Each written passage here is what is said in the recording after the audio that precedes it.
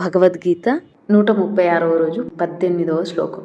నైవ తస్య కృతేనార్థో న కృతేనేహ కశ్చన నా చాస్య సర్వభూతేషు కశ్చిదార్థ వ్యపాశ్రాయః.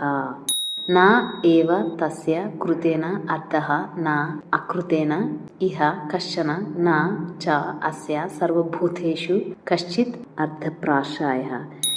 తస్య అట్టివానికి ఇహ ఈ లోకమునందు కృతేన కర్మం చేయుట చేత అర్థ ప్రయోజనము నా ఏవ లేనే లేదు, అకృతేన కర్మం చేయకపోవుట చేత కశ్చన ఏమీయును నా లేదు, చ మరియు అస్య ఇతనికి సర్వభూతేషు సర్వభూతముల యందును అర్ధవ్యపాశ్రాయ ప్రయోజనమును గోరిన ఆశ్రయము కశ్చిత్ ఒకటియును నా లేదు.